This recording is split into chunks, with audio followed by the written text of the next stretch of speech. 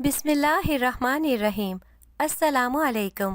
Shekau پورا گاؤں کا 14 سالہ گولو جو گھر گھر جا کر حاملہ عورتوں کے صحت مند بچے پیدا کرتا ہے، اور وہاں کی عورتیں گولو سے ہی آپریشن کیوں کروانا چاہتی ہیں، راز جان کر آپ کی بھی روح کانپ جائے۔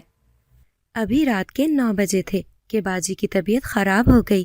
ان کا 7واں مہینہ تھا اور ابھی ڈیلیوری کی دور دور تک آثار نہیں تھے، مگر رات کے اس پہر ان کی طبیعت کا اچانک بگڑ جانا، وہ بھی تب جب ہم شہر سے دور اس گاؤں میں آئے ہوئے تھے جہاں سہولیات نہ ہونے کے برابر تھیں، بہت تشویشناک تھا۔ یہاں آس پاس نہ کوئی ہسپتال تھا اور نہ ہی سواری کا انتظام۔ میرے تو باجی کی حالت دیکھ کر ہاتھ پاؤں ہی پھول گئے تھے۔ میری سمجھ میں نہ آیا کہ یہ کیا ہو گیا ہے اور اب میں کیا کروں۔ باجی کے شوہر بھی یہاں نہیں تھے، وہ شام میں ہی نکلے تھے اور انہوں نے اگلے دن آنا تھا۔ ایسی حالت میں جب کوئی مرد بھی آس پاس نہ ہو اور ڈاکٹر بھی نہ ہو تو حالت کیا ہوتی ہے، وہ بتانے سے کوئی اندازہ نہیں لگا سکتا کہ ہم اس وقت کیسی تکلیف دہ صورتحال کا سامنا کر رہے تھے۔ ہم شہر سے گاؤں گھومنے آئے ہوئے تھے۔ میری باجی کے شوہر ہر سال انہیں کہیں نہ کہیں گھمانے لے کر چلے جاتے تھے اور باجی ہر بار مجھے بھی بلا لیتی تھی۔ یوں ہم کبھی کسی شہر گھومنے چلے جاتے تو کبھی کہیں۔ باجی کے 2 بچے تھے اور تیسرا ہونے والا تھا، ایک 3 سال کی آنیہ اور 5 سال کا علی، جبکہ تیسرے بچے کی آمد تھی۔ اس بار باجی کی حالت کے پیش نظر میرے بہنوئی نے کہا بھی تھا کہ اس سال کا ٹرپ کینسل کر دیتے ہیں، مگر باجی کو جو گھومنے پھرنے کا چسکا لگ چکا تھا وہ کیسے منع کر دیتی۔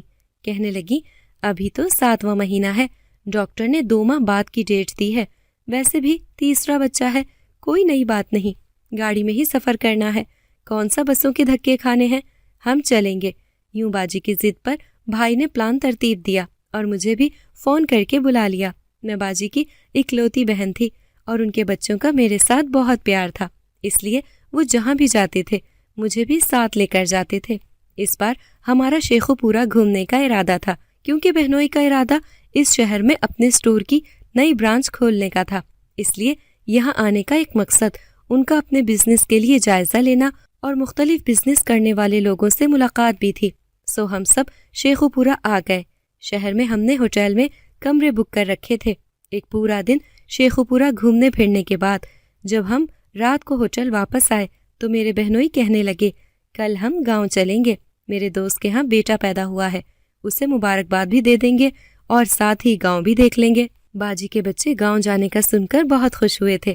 اگلے دن 10 بجے ہم گاؤں میں تھے، سارا دن گاؤں گھومے پھرے۔ باجی کو بہت تھکن ہو گئی تھی، اس لیے ہم نے واپس جانے کا ارادہ کینسل کر دیا اور ارادہ بنایا کہ ہم رات اسی گاؤں میں گزار لیں گے۔ بہنوئی کے دوست نے بھی رات رکنے پر اصرار کیا، لیکن بہنوئی کو اپنے بزنس کے لیے میٹنگ کرنے بھی جانا تھا، سو طے یہ پایا کہ باجی کے شوہر چلے جاتے ہیں اور ہم ادھر ہی رات گزار لیتے ہیں، صبح وہ ہمیں گاڑی میں لینے آ جائیں گے۔ سو بہنوئی جاتے ہوئے گاڑی بھی ساتھ ہی لے گئے۔ باجی اپنے شوہر کے سامنے ہی بہادر بنی ہوئی تھی، ان کے نکلتے ہی بس بستر پر پڑ گئیں۔ اتنا سفر کرنا شاید ان کے لیے ٹھیک ثابت نہیں ہوا تھا۔ میں نے کہا باجی اب کل تک درد برداشت کرو، تمہارے شوہر آئیں گے تو ہی ہم یہاں سے جائیں گے۔ لیکن رات کے 10 بجے تک باجی کی حالت بہت خراب ہو گئی تھی۔ جن کے گھر ہم ٹھہرے تھے ان کی بیوی باجی کی حالت دیکھ کر کہنے لگی بچے کی پیدائش قریب آنے والی ہے۔ میں نے روحان سی ہوتے ہوئے پوچھا اب کیا کریں، اسپتال کیسے لے جائیں باجی کو، یہاں تو سواری بھی نہیں ملے گی۔ وہ کہنے لگی ارے اسپتال کیوں جانا ہے، اسے ابھی گولو کے گھر لے چلتے ہیں، اس نے گھر میں ہی کلینک کھولا ہوا ہے۔ میرے لیے یہ نئی بات تھی کہ گاؤں میں بھی کسی نے کلینک کھولا ہوا ہے۔ میں نے کہا آپ کو امید ہے گاؤں کا وہ ڈاکٹر یہ کر پائے گا؟ میں نے بہنوئی کے ڈر سے پوچھا، کیونکہ باجی کے دونوں بچے شہر کے سب سے بڑے اسپتال میں ہوئے تھے اور اس بار بھی ان کا آپریشن ہی ہونا تھا۔ اگر کیس بگڑ جاتا یا کچھ اونچ نیچ ہو جاتی تو بہنوئی نے مجھے زندہ نہیں چھوڑنا تھا۔ میں ہچکچاہٹ کا شکار تھی۔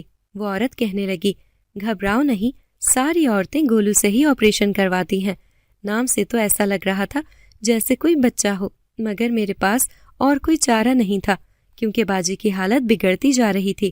مجبوراً باجی کو لے کر مجھے وہیں جانا پڑا۔ جس نے دروازہ کھولا وہ تو ایک 14-15 سال کا بچہ لگ رہا تھا۔ جو عورت میرے ساتھ آئی تھی کہنے لگی یہی گولو ہے، یہاں کے سارے آپریشن یہی کرتا ہے۔ میں غصے میں ان کی طرف مڑی اور کہا، آپ کیا کہہ رہی ہیں؟ یہ ایک چھوٹا سا بچہ جو 9ویں 10ویں کلاس کا لگ رہا ہے، یہ آپریشن کرے گا؟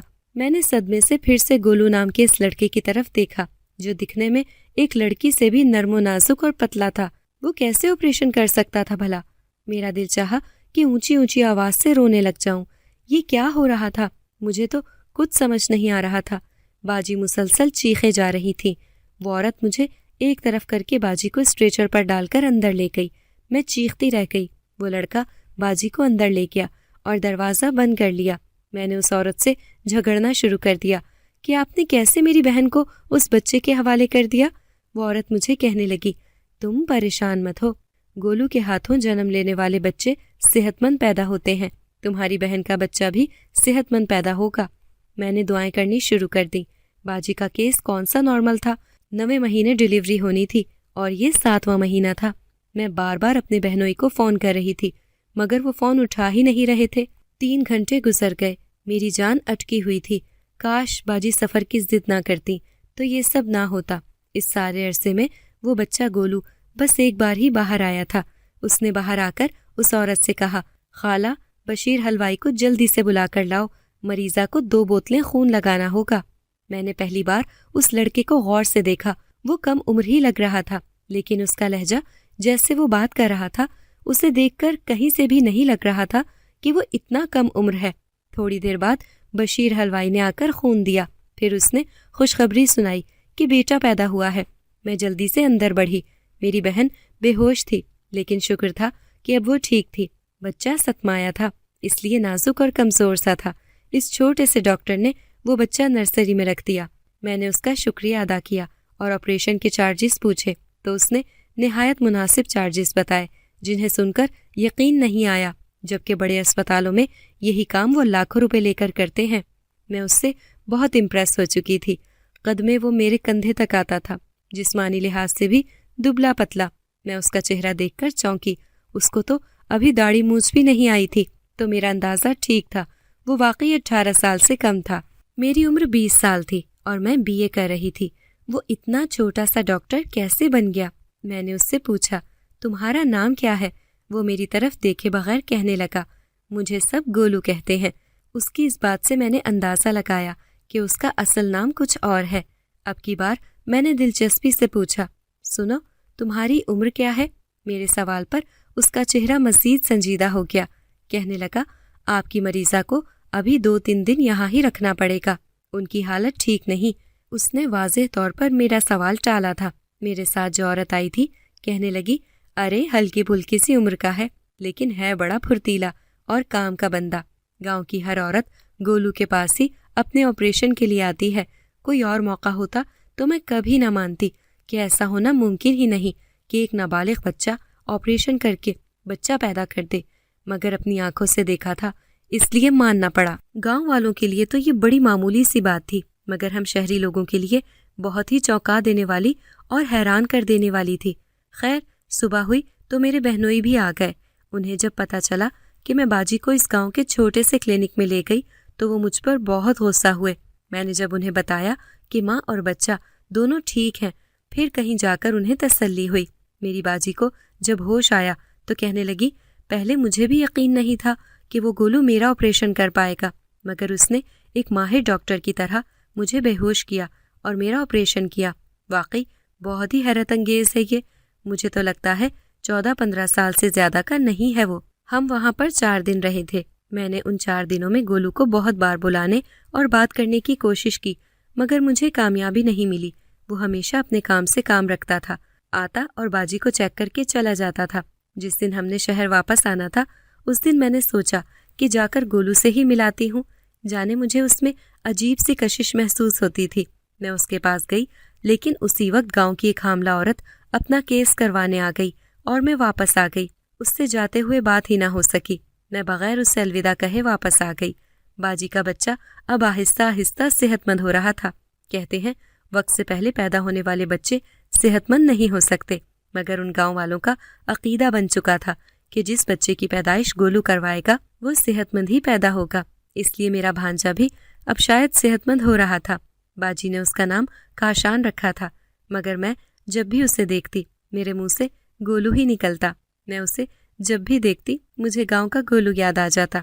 मुझे अजीबोगरीब लोगों के मुतालिक जानने का हमेशा से ही बहुत शौक रहा है और गोलू भी मेरे नज़दीक एक ऐसा ही किरदार था, पुरस्रार और अजीब, जिसके मुतालिक मज़ीद जानने की जस्तजू मुझे बार बार गांव जाने पर मजबूर करती। लेकिन मैं क्या करती? अकेली गांव कैसे जाती और किस बहाने से जाती? अचानक मुझे एक ख्याल आया। मैंने अपनी बहन को जाकर कहा, मैंने ख्वाब में देखा है और तुम्हारे बेटे के मुतालिक देखा है, लेकिन बहुत अफसोस है, वो कुछ अच्छा ख्वाब नहीं है, इसलिए तुम जल्दी से इसका सदका उतारो। मेरी बहन ऐसी बातों पर बहुत यकीन रखती थी, इसलिए फौरन पूछा, कहाँ और कैसे सदक़े उतारूं? मैंने कहा, 1.25 महीने बाद जब तुम छिला नहा लो तब उसी जगह जहाँ ये पैदा हुआ था वहाँ जाकर सदका उतारना। उसी गांव के लोगों में पैसे बांट देना या फिर खाना खिला लेना। मेरी बहन मान गई, कहने लगी, ठीक है, मैं ऐसे ही करूँगी। मैं बेचैनी से 1.25 महीना पूरा होने का इंतज़ार करने लगी। मुझे गांव पहुंचकर गोलू से बात करनी थी। अपने दिल की बेचैनी का राज तलाश करना था कि आखिर उसे इतनी बेचैनी क्यों है। 1.25 महीने बाद जब मेरी बहन ने छिला नहा लिया तो हमने बहनोई से गांव जाने की इजाज़त मांगी। उनको क्या एतराज़ होना था? कहा, ड्राइवर के साथ चली जाओ तुम दोनों। मैं और बहन ड्राइवर के साथ गांव आ गए और उन्हीं के घर ठहरे जिनके घर पहले रुके थे। बहनोई के दोस्त की बीवी का नाम फातिमा था। मैंने सोचा वही मुझे गोलू के पास लेकर गई थी। यही तुम्हारी बहन का ऑपरेशन करेगा, ज़रूर उसे कुछ मालूम होगा। रात को मैंने पूछा, फातिमा बाजी, वो जो आपके गांव का कम उम्र डॉक्टर है गोलू, उसके बारे में तो बताएं। वो कहने लगी, अरे बहुत बीबा बच्चा है, हमारे गांव में आए उसे 2 साल होने वाले हैं, अपनी माँ के साथ अकेला रहता है। मुझे याद आया कि उसके घर पर एक औरत देखी तो थी, तो वो उसकी माँ थी। हैरत थी मुझे पहले क्यों नहीं पता चला, वरना मैं उसकी माँ से थोड़ा बहुत उगलवा लेती। असल में तब हम बाजी की वजह से बहुत परेशान थे, इसलिए इतना ध्यान नहीं रखा। मैंने कहा तो उसने आते ही अपना काम शुरू कर दिया था। फातिमा बाजी गोलू के बारे में तफसील से बताने लगी। 2 साल पहले की बात है। हमारे गांव में दाई होती थी जो गांव भर के बच्चे पैदा करती थी। अगर कोई बड़ा मसला होता तो हमें शहर जाना पड़ता। दाई पहले ही बता देती कि ऑपरेशन होगा या नहीं। जिन औरतों की नॉर्मल डिलीवरी होती वो कर देती, लेकिन जिन औरतों का मसला होता वो उनको पहले ही शहर जाने का कह देती थी। शहर जाना कौन सा आसान काम था। जैसे अब कोई सवारी नहीं मिलती, उसी तरह 2 साल पहले भी यही सूरत हाल थी। फिर औरतों को हफ्ता भर पहले ही सिविल अस्पताल में जाकर बैठ जाना पड़ता, या वो अपने किसी रिश्तेदार के घर हफ्ता 2 हफ्ता पहले ही डेरा जमा लेती थी। ऐसे हालात में गोलू फरिश्ता बनकर हमारे गांव आया। हमें तो उसकी सलाहियतों का इतना इल्म ही नहीं था। वो तो एक दिन गांव में एक औरत की तबीयत वक्त से 1 माह पहले ही बिगड़ गई, जैसा तुम्हारी बहन के साथ हुआ। दाई को बुलाया गया, मगर मामला खराब देखकर दाई ने हाथ उठा लिए और कहा, ये काम मेरे बस से निकल चुका है, इसे जल्दी से बड़े डॉक्टर के पास पहुंचाने का इंतजाम करो। बस बेचारी के घर वाले गरीब लोग एम्बुलेंस को फ़ोन कर करके थक गए, मगर इतनी दूर कौन आता। उस बेचारी की हालत इतनी गरीब थी कि पूरे गांव में धूम मच गई। वैसे भी गांव में ऐसी बातें कहाँ छुपती रहती हैं। अभी सारे परेशानी में बैठे हुए थे, अचानक गोलू की माँ आ गई। कहने लगी, अगर तुम लोगों को एतराज़ ना हो तो मेरा बेटा गोलू इसका ऑपरेशन कर देगा। वो लोग गांव में नए नए आए थे, अभी उनकी किसी से जान पहचान भी नहीं थी, इसलिए हम लोग ज़रा हिचकिचाए कि क्या करें क्या ना करें, लेकिन सोचने का वक्त नहीं था। हमने हाँ कर दी। सारे गांव वाले गोलू के घर के आगे बैठ गए और इंतज़ार करने लगे कि ये कितना छोटा और छुई मुई सा लड़का क्या करता है। किसी को उम्मीद नहीं थी कि ऑपरेशन कामयाब हो जाएगा, लेकिन वाकई ऑपरेशन कामयाब हुआ और उस लड़की की बेटी पैदा हुई थी। वो दिन और आज का दिन सब गांव वाले गोलू के मुरीद हो गए। औरतें अपना ऑपरेशन सिर्फ उससे करवाती हैं। सिर्फ हमारे गांव की नहीं, बल्कि साथ वाले गांव की औरतें भी अपने बच्चे गोलू के हाथों पैदा करवाना एजाज समझती हैं। उसने इस 2 साल के अरसे में ही अपना एक नाम और इज्जत बना ली है। हम सब उसके बहुत मशहूर हैं, वरना तो पहले डॉक्टर ना होने की वजह से गांव की औरतें सिसक कर मरती थीं। मैं सारी कहानी सुनकर गोलू से मिलने के लिए बेचैन हो गई। मुझे एक अनजानी सी कुव्वत जैसे उसकी जानिब खींचती थी। मुझे ऐसा लगता था जैसे मैं उसे पहले कहीं देख चुकी हूँ, मिल चुकी हूँ, मगर कहाँ, यही तो मुझे सोचना पड़ रहा था। मुझे याद नहीं आ रहा था। गोलू का चेहरा مجھے اب جانا پہچانا لگ رہا تھا۔ اچانک ایک خیال میرے دماغ میں آیا کہ ہو سکتا ہے اس نے مجھے پہچان لیا ہو، اسی لیے مجھ سے احتیاط کرتا ہو اور مجھ سے ملنے سے گریز کرتا ہو۔ پچھلی بار ایسا ہی تو ہوا تھا، اس نے جی بھر کر مجھے اور میرے سوالوں کو نظر انداز کیا تھا۔ میں نے اپنی باجی سے یہ سب کہا کہ باجی پلیز ابھی واپس نہیں جاتے، کچھ دن رک جاتے ہیں، مجھے گولو کے بارے میں معلوم کرنا ہے۔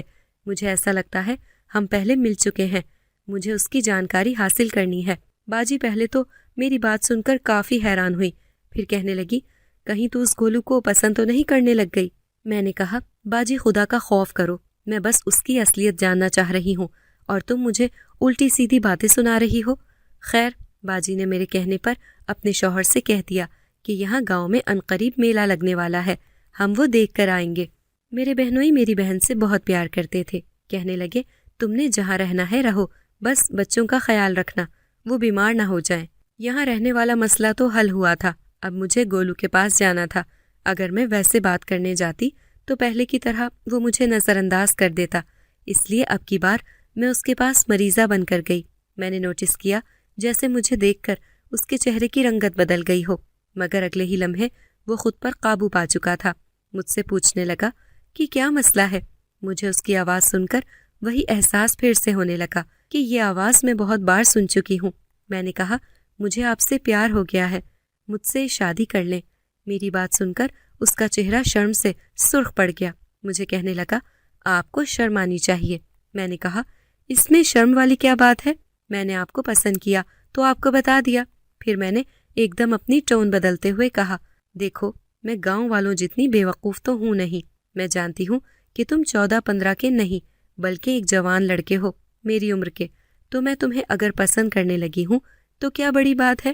میری بے باک گفتگو سن کر اس کا چہرہ غصے سے لال ہو گیا تھا، کہنے لگا آپ یہاں سے جائیں نہیں تو میں پورے گاؤں کو اکٹھا کر لوں گا۔ میں نے بے خوفی سے کہا بلا لو جس کو بلانا ہے، میں کہہ دوں گی کہ تم نے زبردستی کی کوشش کی ہے، لڑکی کی بات پر سب اعتبار کرتے ہیں، تم تو لڑکے ہو، تمہاری بات کا کون اعتبار کرے گا؟ اس نے بری طرح پریشان ہو کر پوچھا تم مجھ سے کیا چاہتی ہو اور کیوں ہاتھ دھو کر میرے پیچھے پڑ گئی ہو؟ میں نے تمہارا کیا بگاڑا ہے؟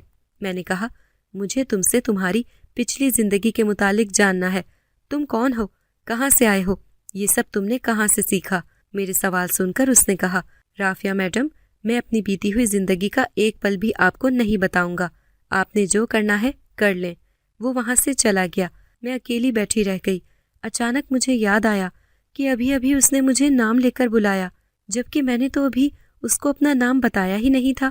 تو اس کا مطلب یہ تھا کہ میرا شک ٹھیک نکلا، وہ واقعی مجھے جانتا تھا اور ہم پہلے مل چکے تھے، لیکن کس حوالے سے؟ شاید اسی لیے وہ مجھے نظر انداز کر رہا تھا کیونکہ وہ مجھے پہچان گیا تھا، اور میں ابھی تک بس اسی سوچ میں الجھی ہوئی تھی کہ میں نے اسے کہاں دیکھا ہے۔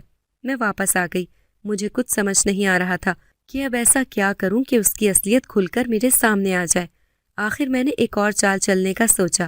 میں نے فاطمہ باجی سے کہا آپ لوگوں کو گولو کی شادی کا سوچنا چاہیے، اس بیچارے کا خاندان تو ہے نہیں اور نہ ہی کوئی رشتہ دار، اب آپ سب گاؤں والے ہی ہیں، اس کے لیے کچھ سوچیں۔ فاطمہ باجی نے کہا ٹھیک ہے میں اس سے بات کروں گی۔ میں شام کے وقت باجی کے بچوں کو لے کر سیر کے لیے باہر نکلی تو گولو کو گاؤں سے باہر جانے والے راستے پر جاتے دیکھا، تو میں نے سوچا کہ اس کا پیچھا کر کے کچھ معلوم ہو سکتا ہے۔ میں نے جلدی سے دونوں بچوں کو گھر کے دروازے پر چھوڑا اور اس کے پیچھے بھاگ آئی۔ اس کا رخ گاؤں سے باہر جانے والی سڑک پر تھا، وہ پیدل چلتا ہوا ڈاک خانے گیا، اس نے وہاں سے کوئی ڈاک موصول کی اور واپسی کی راہ لی۔ جانے اسے کس کا خط آیا ہوگا؟ میں نے سوچا مجھے کسی بھی طرح سے گولو کے گھر میں گھسنا ہوگا، شاید وہاں جا کر ہی کچھ علم ہو جائے۔ ایک دن جب گولو ایک آپریشن کرنے میں مصروف تھا تو میں اس کے گھر چلی گئی۔ اس کی ماں نے دروازہ کھولا، میں نے اپنا تعارف کروایا کہ میں یہاں مہمان کی حیثیت سے آئی ہوں، میں نے ڈاکٹر گولو کے بارے میں بہت سنا ہے، میں یہاں ان سے ملنے آئی ہوں، ان کو بلا دیں۔ وہ آنٹی سیدھی سادی تھی، اپنے بیٹے کی تعریف سن کر بہت خوش ہوئی اور مجھے کہا تم بیٹھو میں تمہارے لیے چائے بنا کر لاتی ہوں۔ میں سیدھا کمرے میں آ گئی۔ میں نے سوچا جتنی دیر وہ آنٹی چائے بنائیں گی میرے پاس بس اتنا ہی وقت ہے۔ میں نے جلدی سے ادھر ادھر نظریں دوڑانی شروع کی۔ مجھے اس کی وہ ڈاک چاہیے تھی جو کل وہ ڈاک خانے سے لایا تھا۔ مجھے پکا یقین تھا کہ اس ڈاک میں جو بھی تھا اس سے مجھے گولو کی سچائی پتہ چل ہی جائے گی۔ میں ابھی دیکھ ہی رہی تھی کہ وہ چائے بنا کر بھی لے آئیں۔ میں آپ کو کمرے سے باہر کیسے نکالوں؟ میں سوچ میں پڑ گئی۔ یہ اتنا آسان کام نہیں تھا جتنا میں سمجھ رہی تھی۔ میں نے اس کی ماں سے اجازت چاہی اور باہر جاتے جاتے رکی۔ میں نے کہا، خالہ میرا موبائل میں یہیں کہیں رکھ کر بھول گئی ہوں، میں یہاں دیکھتی ہوں، آپ باہر دیکھیے گا۔ وہ باہر دیکھنے چلی گئیں۔ اب میرے پاس بہت ہی محدود وقت تھا، وہ کسی بھی وقت واپس آ سکتی تھی۔ گولو کی سچائی جاننے کا واحد راستہ اب یہی رہ گیا تھا۔ میں ادھر ادھر وہ ڈاک ڈھونڈ رہی تھی جب اچانک مجھے بیڈ کا خیال آیا۔ میں نے گدا اٹھا کر دیکھا تو وہ ڈاک وہیں پر پڑی ہوئی تھی۔ میں نے وہ جلدی سے دوپٹے کے پلو سے چھپا لی اور باہر آ گئی۔ میں نے کہا، خالہ میرا موبائل مل گیا ہے، میں چلتی ہوں۔ مجھے بڑا جوش چڑھ رہا تھا کہ جانے اس ڈاک کے اندر ایسا کیا ہوگا، کس کا خط ہوگا، لیکن جیسے ہی میں نے وہ ڈاک اندر سے نکالی تو میں منہ بنا کر رہ گئی۔ اتنا رسک لینے کا کوئی فائدہ نہیں ہوا تھا۔ وہ کسی اسپتال کی طرف سے ایک سرٹیفکیٹ تھا جس میں اس اسپتال کی جانب سے قائم کردہ کیمپس میں ایک ڈاکٹر کے طور پر کام کرنے پر شکریہ ادا کرنے کو یہ سرٹیفکیٹ دیا گیا تھا۔ میں نے اس سرٹیفکیٹ کی تصویر موبائل میں کھینچ لی۔ اچانک میں چونکی۔ میں نے شروع سے دوبارہ سارا پڑھا۔ اس پر جو نام لکھا ہوا تھا وہ تھا غزالہ حیات خان۔ میں یہ لڑکیوں والا نام دیکھ کر چونکی تھی۔ گولو کے سرٹیفکیٹ پر ایک لڑکی کا نام کیوں ہے؟ اور یہ نام غزالہ حیات خان؟ مجھے لگتا تھا کہ میں اس نام سے واقف ہوں، بہت بار یہ نام سن چکی ہوں۔ میں اس نام کو دہراتے ہوئے سوچنے لگی، کہاں سنا ہے یہ نام؟ اچانک ایک دم میرے ذہن میں جھماکا ہوا اور مجھے سب یاد آ گیا کہ میں نے یہ نام کہاں سنا ہے۔ ہمارے اسکول میں ہم سے سینئر ایک لڑکی ہوتی تھی جس کا نام غزالہ حیات خان تھا۔ وہ لڑکی بڑی پر اعتماد تھی اور اسکول میں ہونے والے تمام فنکشنز میں باقاعدگی سے حصہ لیتی تھی، چاہے تقریر ہو یا پھر کوئی ڈرامہ، وہ سب سے آگے ہوتی تھی۔ پھر جس کالج میں وہ گئی تھی، میں وین میں جانے والی ایک اور لڑکی کو بلانے جب کالج کے اندر جاتی تھی تو اکثر اس سے بھی ملاقات ہو جاتی تھی۔ وہ مجھے کبھی کبھی خود ہی بلا لیتی تھی۔ وہ دبلی پتلی سی چھوٹی سی لڑکی لگتی تھی لیکن پڑھائی میں کافی ذہین تھی۔ پھر مجھے پتا چلا کہ وہ میڈیکل کالج چلی گئی ہے۔ ایک دو بار جب ہمارے کالج میں فنکشن ہوا تھا تو وہ اپنی سہیلیوں کے ساتھ آئی بھی تھی۔ یہ گولو اصل میں غزالہ ہی تھی، اسی لیے مجھے لگتا تھا کہ میں نے اسے کہیں دیکھ رکھا ہے۔ اگر اس نے لڑکیوں والا حلیہ نہ اپنایا ہوتا تو میں فوراً پہچان جاتی۔ میں نے اس کے سامنے جا کر وہ ڈاک رکھی تو وہ چونک گئی اور مجھے دیکھ کر اس کی رنگت سفید پڑ گئی اور کہا، آخر تم نے معلوم کر ہی لیا۔ میں نے صرف اتنا پوچھا، کیوں؟ وہ کہنے لگی، اپنی برادری کے ڈر سے مجھے غزالہ سے گولو بننا پڑا۔ میری برادری والے بہت سخت تھے، لڑکیوں کا پڑھنا گناہ کبیرہ سمجھتے تھے۔ میری ایک بہن کچھ امراض کا شکار تھی جن کا علاج بس لیڈی ڈاکٹر ہی کر سکتی تھی، مگر گاؤں میں کوئی لیڈی ڈاکٹر نہیں تھی۔ اس دن سوچ لیا میں ڈاکٹر بنوں گی۔ مڈل کے پیپرز اماں نے سب کی مخالفت مول لے کر دلوائے، پھر مجھے لے کر گاؤں سے بھاگ کر شہر آ گئیں۔ میری خاطر میری ماں نے شوہر، گاؤں اور برادری سب کو چھوڑ دیا، صرف میرے لیے، تاکہ میں ڈاکٹر بننے کا خواب پورا کر سکوں۔ میں شروع سے ہی ذہین تھی، ایک سال میں 2 کلاسز کر لیتی تھی، اسی لیے میں نے بہت جلد میٹرک اور پھر FSC کر کے میڈیکل کالج میں داخلہ لے لیا۔ اماں نے اس موقع پر وہ سارا زیور بیچ کر میری پڑھائی کا خرچہ اٹھایا، جو زیور وہ گاؤں سے نکلتے وقت اپنے ساتھ لے آئی تھی۔ میری ماں نے میرے لیے بڑی قربانیاں دی ہیں۔ میں ڈاکٹر بن گئی، لیکن ایک دن برادری کے کسی آدمی نے ہمیں دیکھ لیا۔ ہماری برادری والے بہت ہی ظالم اور سخت ہیں۔ انہوں نے ہمیں ڈھونڈنا شروع کر دیا۔ جان بچانے کی خاطر گولو کا بھیس بدل کر یہاں اس گاؤں میں آئی تو بس پھر یہاں کی ہو کر ہی رہ گئی۔ میرا کام تو ویسے بھی لوگوں کی خدمت ہی ہے، یہاں رہوں یا شہر میں کیا فرق پڑتا ہے؟ میں جان جانے سے نہیں گھبراتی، مگر میری ماں میرا دکھ برداشت نہیں کر پائے گی، اس لیے میں نے اسی حلیے کو اپنا کر ایک نیا سفر، ایک نئی پہچان کے ساتھ کیا۔ میں یہاں خوش ہوں، میری بہن روز میرے خواب میں آتی ہے اور وہ خوش ہوتی ہے۔ میں گاؤں کی عورتوں کا علاج کر رہی ہوں۔ میں نے تو تمہیں پہلے دن ہی پہچان لیا تھا، اسی لیے تم سے دور رہتی تھی کہ کہیں تم مجھے پہچان نہ لو، مگر وہی ہوا۔ میں نے کہا، تم کب تک یہ جھوٹ کی زندگی گزارو گی؟ وہ کہنے لگی، میں نے اپنی برادری والوں کے خلاف شکایت کی ہے، جس دن وہ پکڑے جائیں گے اس دن میں اپنی اصلی شناخت کے ساتھ واپس آ جاؤں گی۔ لیکن اب میں نے فیصلہ کر لیا ہے کہ میرا مقصد گاؤں کی عورتوں کا علاج ہے، چاہے وہ غزالہ بن کر کروں یا گولو بن کر۔ مجھے اس باہمت لڑکی پر فخر محسوس ہوا جس نے اپنا حوصلہ ٹوٹنے نہیں دیا اور بیمار لوگوں کو شفا دینے کا کام جاری رکھا ہوا ہے۔ اگر آپ کو ہماری آج کی کہانی پسند آئی ہے تو اسے لائک کریں، شیئر کریں اور چینل کو سبسکرائب کرنا مت بھولیے گا تاکہ آپ کو ہر نئی آنے والی ویڈیو کا نوٹیفیکیشن بر وقت ملتا رہے۔